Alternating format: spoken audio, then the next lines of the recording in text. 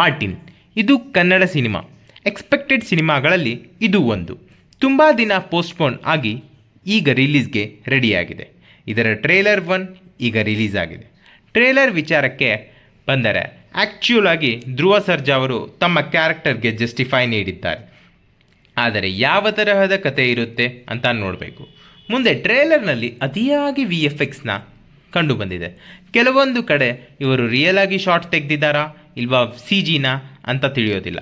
ಇನ್ನು ಕ್ಯಾರೆಕ್ಟರ್ಗಳ ವಿಚಾರಕ್ಕೆ ಬಂದರೆ ಟ್ರೇಲರ್ನಲ್ಲಿ ಬಹಳ ಕ್ಯಾರೆಕ್ಟರ್ಗಳು ಕಂಡು ಬರಲಿಲ್ಲ. ನೆಕ್ಸ್ಟ್ ಟ್ರೇಲರ್ನಲ್ಲಿ ಖಂಡಿತ ಕ್ಯಾರೆಕ್ಟರ್ಗಳನ್ನು ತೋರಿಸ್ತಾರೆ ಅನಿಸುತ್ತೆ.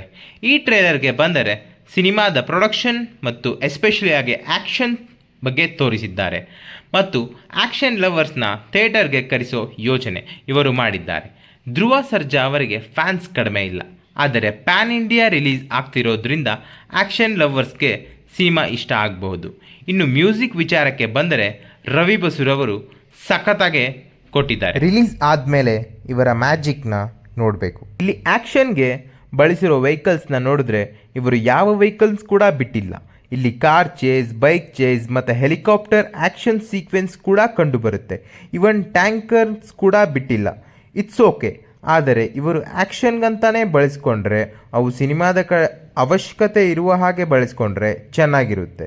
ಅದೇ ಆ್ಯಕ್ಷನ್ನ ಎದ್ದು ತೋರಿಸುವ ಹಾಗೆ ಇವರು ಸೆಟ್ ಮಾಡಿದರೆ ಅದು ಹೋಲ್ ಸಿನಿಮಾ ಪರ್ಪಸ್ನೇ ಹಾಳು ಮಾಡುತ್ತೆ ಅಂತ ಹೇಳಬಹುದು. ಇನ್ನು ಧ್ರುವ ಸರ್ಜಾ ಅವರ ಜೊತೆ ಇಬ್ಬರು ಪೈಲ್ವಾನರಿದ್ದಾರೆ ಫೈಟ್ ಮಾಡೋದಕ್ಕೆ.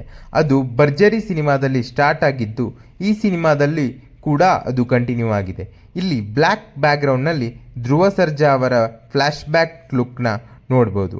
ಆದರೆ ಅದರ ಬಗ್ಗೆ ಏನೂ ಕೂಡ ರಿವೀಲ್ ಮಾಡಿಲ್ಲ.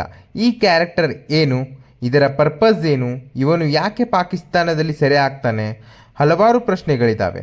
ಅವೆಲ್ಲ ಪ್ರಶ್ನೆಗಳಿಗೆ ಜಸ್ಟಿಫೈ ಆಗೋ ಥರ ಕತೆ ಇದ್ದರೆ ಈ ಸಿನಿಮಾ ತುಂಬಾ ಅಟೆನ್ಷನ್ ಪಡೆದುಕೊಳ್ಳುತ್ತೆ ಅಂತ ಹೇಳ್ಬೋದು. ಇದು ಮಾರ್ಟಿನ್ನ ರಿವ್ಯೂ.